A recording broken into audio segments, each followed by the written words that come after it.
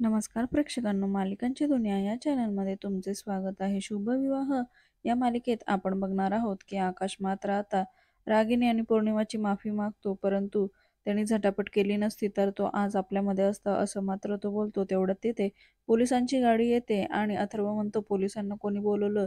तेव्हा मात्र आकाश म्हणतो, मी बोलवलं आहे.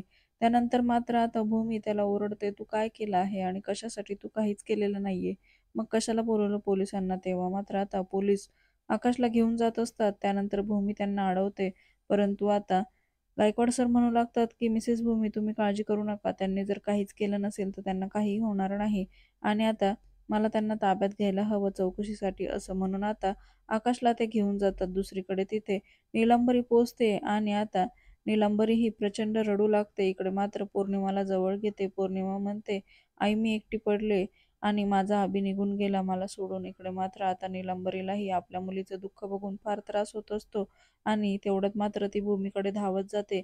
भूमीला जोरात हाताने दाबून, अगदी तोंड सुद्धा दाबून तिचं म्हणू लागते की तू माणूसच आहे ना. त्यानंतर मात्र ती तिला सोडून देते. काय ग, तुला मी एवढंसं धरलं तर तुला किती त्रास होत आहे, किती ओरडते आहे.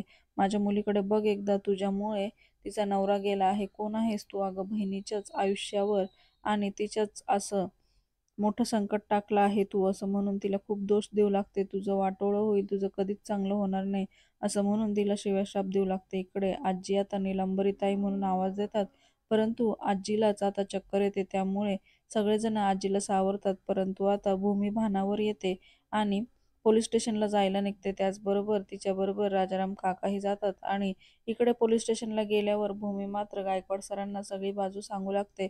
परंतु आता गायकवाड सर म्हणता मान्य आहे, परंतु आता त्यांना जोपर्यंत चौकशी होत नाही तोपर्यंत इथेच ठेवावं लागेल. तेव्हा मात्र आता काका तुम्ही काहीतरी बोला, असं म्हटल्यावर राजाराम काका विचारतात, इथून त्याला बाहेर काढण्यासाठी काय करावं लागेल? तेव्हा मात्र आता ते म्हणू लागतात की तुम्ही जामिनाची व्यवस्था करा.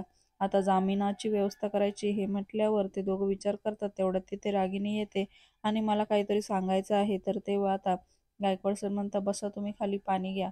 त्यानंतर आता रागिनी रडून सांगू लागते की माझ्या मुलाच्या मृत्यूला हा आकाशच जबाबदार आहे आणि त्याबद्दलच मला तक्रार द्यायची आहे.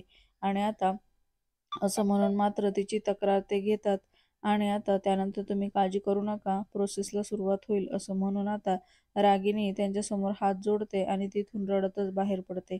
इकडे मात्र भूमी आणि काका मात्र हे सगळं बघतच असतात, कारण आता रागिनी ही खूप दुःखात असते, त्यामुळे तिलाही ते काहीच बोलू शकत नाही.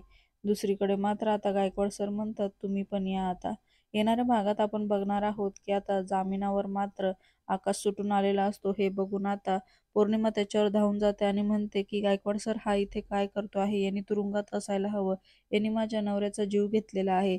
तेव्हा मात्र आता भूमी जोरातच ओरडते, बस झालं पौर्णिमा, आता खरंच खूप झालं, बस कर तुझं हे. आणि तुला किती वेळा सांगितलं, उलट अभिजितच त्याच्या जीवावर उठला होता, त्यामुळे त्या झटापटीत तोच खाली पडला आहे, आकाशने काहीच केलेलं नाही. आणि तेव्हा मात्र आता दोघींचे वाद पुन्हा सुरू होतात.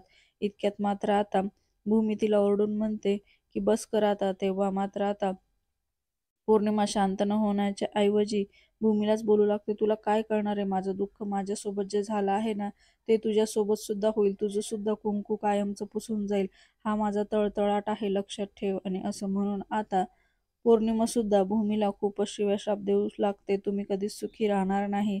आणि आता हे ऐकून मात्र आजीलाही फारच वाईट वाटतं. दुसरीकडे आता भूमीचाही तोल अगदी जात असतो. तेवढ्यात आकाश तिला सावरतो. मालिकेच्या अशाच नवनवीन भागांसाठी आपल्या चॅनलला